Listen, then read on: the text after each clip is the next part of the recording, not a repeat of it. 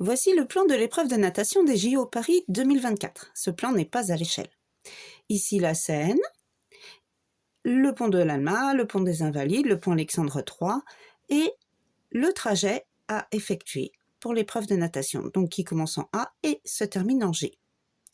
Première question, montrez que le triangle BCD est rectangle en C.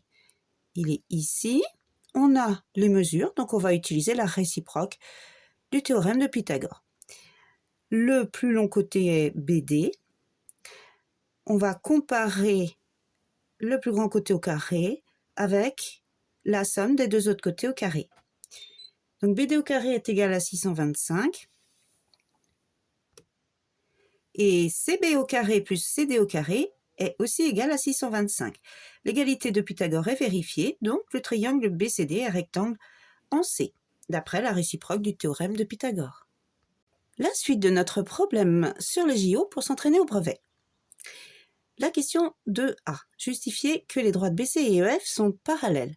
Donc là, on va utiliser une propriété de géométrie de base qu'on apprend en 6e qui dit que si deux droites sont perpendiculaires à une même troisième droite, alors elles sont parallèles entre elles. Donc je vais le préciser ainsi. Les droites BC et EF sont toutes les deux perpendiculaires à la droite CE. Elles sont donc parallèles. Je peux aussi le mettre en langage mathématique, arrivé en 3e. Le petit b, calculer la longueur totale du parcours. Donc j'ai AB, j'ai BD, j'ai FG, il me manque DF. Pour trouver la longueur DF, je vais utiliser, bien sûr, le théorème de Thalès, parce que là, on voit bien que j'ai une configuration de Thalès avec deux droites parallèles, les points alignés dans le même ordre. J'ai les mesures, je vais trouver la mesure manquante. Donc j'ai deux triangles nez à nez. Alors, les points, je précise qu'ils sont alignés dans le même ordre, je précise que les droites sont parallèles, et je peux écrire mon égalité de Thalès. Donc, DC sur DE égale DB sur DF égale CB sur EF. Je remplace par les mesures, et je vais pouvoir trouver DF en faisant ma quatrième proportionnelle ici, 25 fois 60 divisé par 15. Je trouve la longueur DF qui fait 100 mètres. Je n'ai plus qu'à additionner les 4 et je trouve la longueur totale du parcours qui est égale à 905 mètres. La question 3 de notre problème sur les JO Paris. Quel est l'angle de bifurcation de la course au niveau du point B, c'est-à-dire l'angle DBC? Ici, l'angle là. Donc là, on va utiliser la trigonométrie, petit moyen mémotechnique K-SO-TOA ou SO-K-TOA, comme vous voulez. Et comme on a toutes les mesures, on peut utiliser soit le sinus, soit le cosinus, soit la tangente. Si je choisis le sinus, SOH, donc sinus égale opposé sur hypoténuse.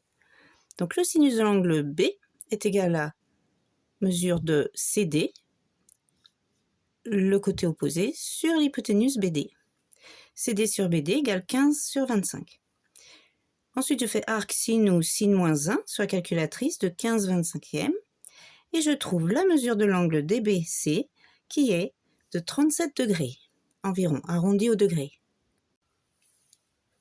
Dernière question.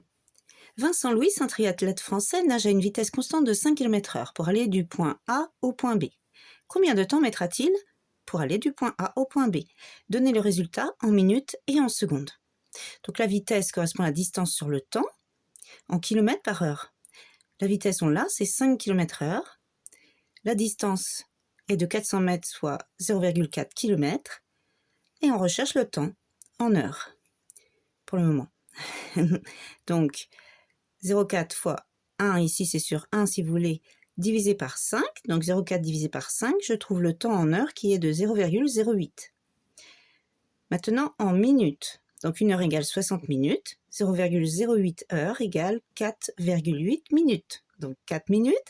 Il me reste à convertir les 0,8 minutes en secondes, ce qui donne 48 secondes. Donc Vincent Louis va parcourir les 400 mètres en 4 minutes et 48 secondes. Belle performance!